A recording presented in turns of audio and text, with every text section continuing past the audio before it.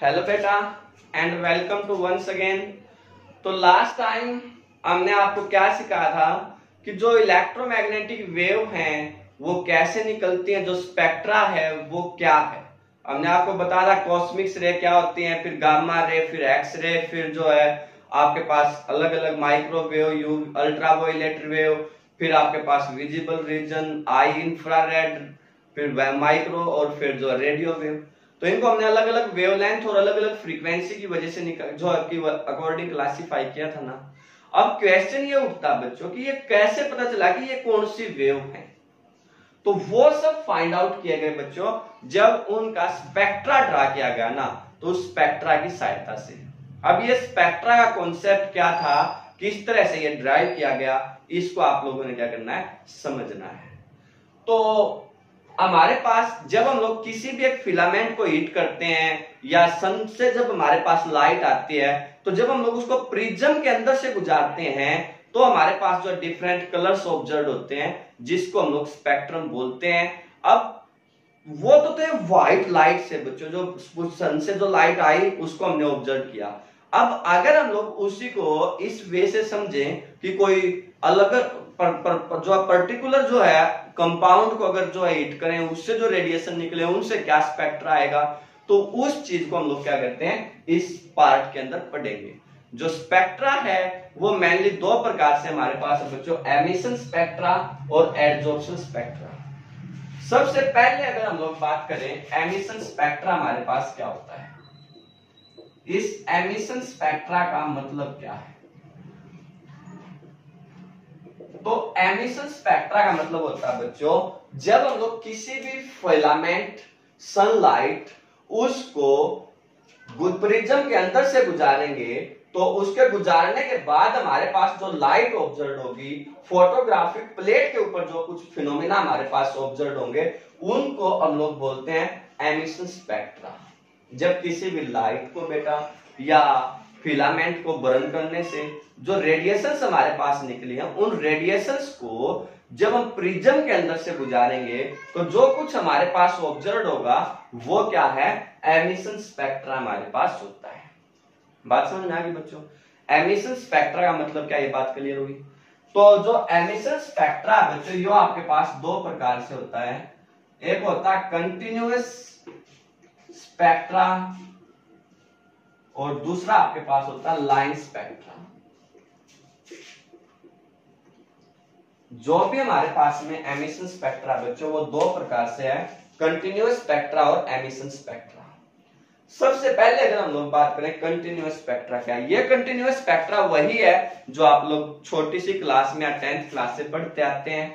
वो क्या है कि अगर हम लोग क्या करते हैं व्हाइट लाइट को किसी प्रिज्म के अंदर से गुजारेंगे तो हमारे पास जो कुछ भी ऑब्जर्व होगा वो क्या है, कंटिन्यूअस स्पेक्ट्रा है। या किसी गैस को भी आप लोग कर सकते हैं, किसी फिलामेंट को हीट करके लोग जो है हाई प्रेशर या लो टेम्परेचर पे आप लोग ले सकते हैं, तो जो कुछ भी आपके पास ऑब्जर्व होगा फोटोग्राफिक प्लेट के ऊपर वो स्पेक्ट्रा आपके पास है। तो कंटिन्यूअस स्पेक्ट्रा में आप लोग क्या कहेंगे, जैसे ये सपोज कर लीजिए बच्चों आपके पास व्हाइट लाइट थी जो सन से आ रही है, ये क्या बेटा व्हाइट लाइट, यहां पे आपने कोई भी एक फिलामेंट लगाया, ये एक स्लिट है, तो जो लाइट इसके अंदर से गुजरेगी आप लोग कहेंगे ये बीम ऑफ व्हाइट लाइट है। यहां से हमने इसको गुजारा और यहां पे हमने क्या किया, इसके पाथ में एक प्रिज्म को लगा दिया। ये क्या है बेटा, प्रिज्म। अब ये व्हाइट लाइट इस प्रिज्म के अंदर से गुजरेगी तो आप सबको पता है 7 कलर के अंदर जो क्या होती है, टूट जाएगी। वॉयलेट से रेड, विबग्योर से हम लोग इसको लिखते हैं, हम लोग आपको बार बार ये बात समझा रहे हैं। पहले भी हमारे पास विजिबल स्पेक्ट्रा में या विजिबल रीजन में हमने आपको ये बताई थी कि आपके पास क्या होगा, वॉयलेट, इंडिगो, ब्लू, ग्रीन और जो है ऑरेंज और जो है येलो। ये हमारे पास क्या है, येलो और ऑरेंज, ये विबग्योर है। ये हमारे पास जो है क्या होता है, violet, indigo, blue, green, yellow, orange, red. ये हमारे पास 7 कलर ऑब्जर्व हो जाएंगे। तो ये क्या बच्चों, कंटिन्यूअस स्पेक्ट्रा हमारे पास। कंटिन्यूअस स्पेक्ट्रा का मतलब क्या है, ये बात समझ में आ गई। जब व्हाइट लाइट किसी भी सन से या किसी भी फिलामेंट से आएगी, जब एक beam of white light prism के अंदर से गुजारा जाएगा, तो जो ये क्या है, एक फोटोग्राफिक प्लेट है बच्चों।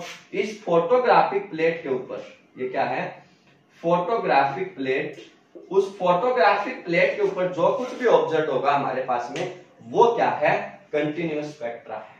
बात क्लियर होगी बेटा, पक्का बात समझ में आ गई। पहली स्टोरी क्लियर हो गई। दूसरा, अगर हम लोग जो है इस बात को देखेंगे, लाइन स्पेक्ट्रा हमारे पास क्या होता है, तो अब इसमें क्या करना है आपने बच्चों, व्हाइट लाइट की बजाय कुछ स्पेसिफिक सब्सटेंस लेने हैं भाई। क्या करेंगे आप लोग, क्या करो, ये प्रिज्म आप लोगों ने लिया, लाइन स्पेक्ट्रा को समझते हैं। इसमें क्या होता है, कलर कंटिन्यूअस ना आके ना डिसकंटिन्यूटी आ जाती है, कुछ ना कुछ मिस हो जाता है। आप लोग क्या करो, मान लीजिए आपके पास ये सोडियम क्लोराइड है भाई, NaCl है, प्लेटिनम मेटल की प्रेजेंस में, आप प्लेटिनम वायर आपके पास है, और आपने इसको क्या किया, हीट किया। ये कोई भी कैंडल बर्नर कुछ भी आपके पास में, आपने इसको क्या किया, हीट किया, और इससे जो रेडिएशन इमिट हुई, क्या होगा, एक रेडिएशन जो इससे इमिट होगी, उसको स्लिट की सहायता से उसकी एक बीम ऑफ लाइट को अगर आप लोग क्या करेंगे, प्रिज्म के अंदर से गुजारेंगे। ये आपके पास क्या होगा बच्चों, प्रिज्म। प्रिज्म के अंदर से जब आप लोग उसको गुजारेंगे, तो ये आपके पास क्या है, एक फोटोग्राफिक प्लेट है, बिल्कुल डार्क कलर, ब्लैक कलर की होती है, ये बिल्कुल ब्लैक कलर की है। तो आप लोग ऑब्जर्व करेंगे कि इस पे स्पेसिफिक, जैसे ये व्हाइट लाइट इस प्रिज्म के अंदर से गुजरेगी, सोडियम से निकली हुई ये जो लाइट थी, तो यहां पे एक पर्टिकुलर वैल्यू के ऊपर आपको क्या होगा, येलो कलर नजर आएगा, लगभग 5860 एंगस्ट्रॉम या 5866 एंगस्ट्रॉम। यहां पे सिर्फ दो जो हमारे पास क्या होंगी, लाइनिंग ऑब्जर्व होंगी येलो कलर की, बाकी जो कलर है वो आपके पास नहीं आएंगे बच्चों। तो दैट्स लाइन स्पेक्ट्रा। ये क्या है, लाइन स्पेक्ट्रा आपके पास है। क्या कैसे आया, जब सोडियम क्लोराइड को प्लेटिनम वायर की प्रेजेंस में बच्चों हीट किया गया, तो उसके अंदर से जो रेडिएशन निकली ना, उन रेडिएशन को एक स्लिट से गुजार के प्रिज्म के अंदर से जब गुजारा गया बेटा, तो ये पाया गया कि हमारे पास क्या होता है, दो येलो लाइंस हमें दिखाई देती हैं, 5860 एंगस्ट्रॉम एंड 5866 एंगस्ट्रॉम के ऊपर। तो इस तरह से हमारे पास क्या होगी, लाइनिंग ऑब्जर्व हुई। This is known as the line spectra. बात क्लियर हुई। इसको फर्दर भी ऑब्जर्व किया गया बच्चों, किसके केस में, हाइड्रोजन गैस के केस में। इसी लाइन स्पेक्ट्रा को हाइड्रोजन गैस के केस में भी पढ़ा गया। क्या था वो, या आपने क्या किया बच्चों, एक सिलेंडर लिया हाइड्रोजन गैस का, और इसको क्या किया, इलेक्ट्रिकली डिस्चार्ज कर दिया बच्चों, इलेक्ट्रिसिटी से इसको जोड़ दिया, ठीक है, हाई प्रेशर के ऊपर। अब इसमें से क्या आएगा, बीम ऑफ लाइट आपके पास निकलेंगे इस तरह से। अब वो बीम ऑफ लाइट अगर आपके पास एक स्लिट से होती हुई गुजरेगी, ये क्या है, सिंगल स्लिट। यहां पे हमने क्या किया, ये व्हाइट लाइट थी, इससे गुजर गई, इससे यहां से हमने क्या किया, एक प्रिज्म लिया बच्चों। इस प्रिज्म को, प्रिज्म के अंदर हमने क्या किया, ये व्हाइट लाइट को गुजारा। ये हमारे पास क्या है, एक फोटोग्राफिक प्लेट है। ये फोटोग्राफिक प्लेट आपके पास क्या बच्चों, बिल्कुल डार्क ब्लैक कलर की है। ये इस तरह से आपके पास क्या बच्चों, ब्लैक कलर की। तो जब ये लाइट इस प्रिज्म के अंदर से गुजरी, कौन सी बच्चों, जो हाइड्रोजन गैस को इलेक्ट्रिकली डिस्चार्ज करने से रेडिएशंस निकले ना, उनसे जो मटेरियल निकला, वो जब इस प्रिज्म के अंदर से गुजरेगा बच्चों, तो ये पाया गया बेटा कि ये इस तरह से यहां पर कुछ लाइनिंग को शो करता है, यहां पे कुछ लाइनिंग को शो करता है, फिर डार्कनेस आ जाती है, यहां पे कुछ लाइनिंग शो करेगा, फिर डार्कनेस आ जाएगी बीच में, यहां पे कुछ लाइनिंग शो करेगा और फिर डार्कनेस आ जाएगी। तो इस तरह से अलग अलग मटेरियल लिए गए बेटा, और उन अलग अलग मटेरियल को यहाँ पे रखा गया, उनको इलेक्ट्रिकली डिस्चार्ज किया गया, उससे जो रेडिएशन निकली उनको प्रिज्म के अंदर से गुजारा गया, और जो कुछ भी ऑब्जर्व हुआ, तो हमने ये ऑब्जर्व किया मोस्टली केसेस में फोटोग्राफिक प्लेट के ऊपर, कि यहाँ पे क्या होता है, बहुत सारी लाइनिंग हमें नजर आती है। लाइनिंग आ गई, फिर हमारे पास क्या हो गया बच्चों, डार्कनेस, फिर लाइनिंग, फिर डार्कनेस, फिर लाइनिंग, फिर डार्कनेस। तो इस तरह से हमारे पास क्या होगा, अलग अलग जो है एंगल से डार्कनेस या लाइनिंग हम लोगों को क्या होता है, ऑब्जर्व होती है। तो जो ये ऑब्जर्वेशन हमारे पास थी, दैट्स नोन एज, इस तरह से जो स्पेक्ट्रा हमारे पास ऑब्जर्व हुआ बच्चों, उसको हम लोग क्या बोलते हैं, लाइन स्पेक्ट्रा बोलते हैं। तो बात समझ में आई बच्चों, स्पेक्ट्रा क्या है, स्पेक्ट्रा में एमिशन स्पेक्ट्रा क्या है। एमिशन स्पेक्ट्रा का मतलब क्लियर होगा, जब किसी भी फिलामेंट को, किसी भी मटेरियल को या सनलाइट को या किसी चीज को हीट करके उसमें से रेडिएशन निकलेंगी तो उसको प्रिज्म के अंदर से गुजारने से क्या होता है, उसको पढ़ना क्या है, एमिशन स्पेक्ट्रा। दो प्रकार से, कंटिन्यूअस स्पेक्ट्रा और लाइन स्पेक्ट्रा। कंटिन्यूअस स्पेक्ट्रा में क्या होता है, सीधी सनलाइट या किसी भी लाइट को प्रिज्म के अंदर से गुजारा जाता है और विबग्योर में हमारे पास कलर ऑब्जर्व हो जाते हैं। लाइन स्पेक्ट्रा में हम लोग कोई भी मटेरियल लेंगे, उसको बर्न करेंगे, या कोई भी गैस लेंगे, उसको जो इलेक्ट्रिकली डिस्चार्ज करेंगे लो प्रेशर के ऊपर, तो उसमें से जो रेडिएशन निकलेंगे उसको प्रिज्म के अंदर से गुजारेंगे, तो हम लोगों को इस तरह से लाइनिंग ऑब्जर्व होती है। उन लाइनिंग्स को बाद में हम लोग आगे इस आज की वीडियो में पढ़ेंगे, क्या कहा गया, किस तरह से उनको एक्सप्लेन किया गया। बात समझ में आ गई बच्चों, पक्का। अब दूसरा जो स्पेक्ट्रा आपके पास था बच्चों, वो था एब्जॉर्प्शन स्पेक्ट्रा। इस एब्जॉर्प्शन स्पेक्ट्रा का क्या मतलब है,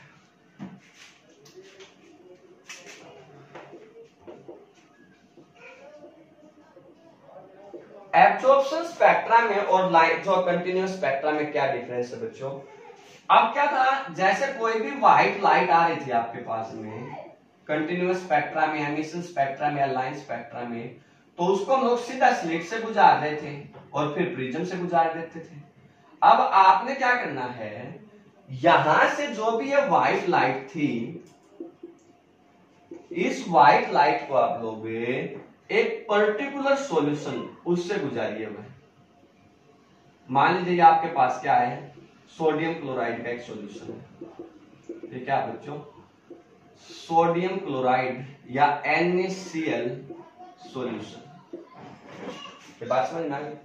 अब क्या करना है, अब जो भी ये लाइट इससे सॉल्यूशन से होकर गुजरेगी, अब इसको प्रिज्म के अंदर से गुजारेगी। अब क्या करना है, इसको प्रिज्म के अंदर से गुजारना है, ठीक है। अब ये जो प्रिज्म के अंदर से आपके पास गुजरेगी, क्या होता है उसके लिए फोटोग्राफिक प्लेट आपके पास है। तो आप लोग पाएंगे बच्चों कि ये क्या करता है, जब देखो व्हाइट लाइट थी ना बेटा, अब व्हाइट लाइट अगर प्रिज्म के अंदर से सीधी पास होती तो 7 कलर शो करती, लेकिन ये पाया गया कि जब ये वही व्हाइट लाइट इस सोडियम क्लोराइड सॉल्यूशन के अंदर से गुजरेगी प्रिज्म के अंदर से, फिर प्रिज्म के अंदर से गुजरेगी, तो हमारे पास क्या होगा बच्चों, 7 जो है 7 व्हाइट कलर ना आके सिर्फ 2 लाइनिंग हमारे पास जो येलो कलर की या रेड कलर की आती है, येलो कलर की हमारे पास क्या होती है बच्चों, ऑब्जर्व होती है। अब ऐसा क्यों हुआ, तो यही तो एमिशन स्पेक्ट्रा है ना बच्चों, कि क्या हुआ, जो भी व्हाइट लाइट 7 कलर में डिवाइड होनी चाहिए थी, वो 7 कलर की बजाय अब किस में रहेगी, एक सिंगल कलर में। 6 कलर को क्या किया, इस सोडियम क्लोराइड ने एब्जॉर्ब कर दिया अपने अंदर, बाकी एक रिफ्लेक्टिंग था वो हमें क्या हो गया, नजर आ गया। तो इस स्पेक्ट्रा को हम लोग क्या बोलते हैं बच्चों, एमिशन स्पेक्ट्रा बोलते हैं। बात समझ में आई कि नहीं आई, पक्का। एब्जॉर्प्शन स्पेक्ट्रा और एमिशन स्पेक्ट्रा क्या है, क्या डिफरेंस है दोनों में, एमिशन स्पेक्ट्रा क्या होगा और एब्जॉर्प्शन स्पेक्ट्रा क्या होगा बच्चों, ये कॉन्सेप्ट अच्छे से समझ में आ गया। किस तरह से ये वर्क करेंगे, कैसे फाइंड आउट होंगे, ये बात समझ में आई कि नहीं आई, अच्छे से आगे बेटा, पक्का। अब अगर हम लोग इस बात को आगे देखें, अभी हमने कहा था कि जब हम लोग हाइड्रोजन एटम्स को पढ़ते हैं ना बच्चों, तो हाइड्रोजन एटम्स के केस में हमारे पास क्या होगा, कुछ लाइनिंग ऑब्जर्व हुई। तो वो लाइनिंग क्या थी, किस तरह से उनको एक्सप्लेन किया गया, उसको समझते हैं। एमिशन स्पेक्ट्रा ऑफ जो है, स्पेक्ट्रम ऑफ जो है हाइड्रोजन एटम्स। अभी हमने आपको ये स्पेक्ट्रा का जो डायग्राम था वो सिखाया था बच्चों, उसमें बताया था कि हमारे पास क्या होगा बच्चों, जो फोटोग्राफिक प्लेट थी, उस फोटोग्राफिक प्लेट के ऊपर इस तरह से कुछ लाइनिंग ऑब्जर्व हुई है। लाइनिंग आ गई, फिर डार्कनेस, फिर लाइनिंग आ गई बच्चों, फिर डार्कनेस, फिर लाइनिंग ऑब्जर्व हुई, फिर डार्कनेस, इस तरह से। फिर बाद में ये बहुत सारे मटेरियल के लिए, बहुत सारे एलिमेंट के लिए ये स्पेक्ट्रा ऐसे ऑब्जर्व हुआ था भाई। तो फिर बाद में इनको क्लासिफाई किया गया, इनके स्पेशल नाम दिए गए बच्चों। जो ये सबसे पहले सबसे नीचे जो शो हो रही थी उसका नाम लिखा गया लेमन सीरीज। क्या थी बच्चों? ये लेमन सीरीज।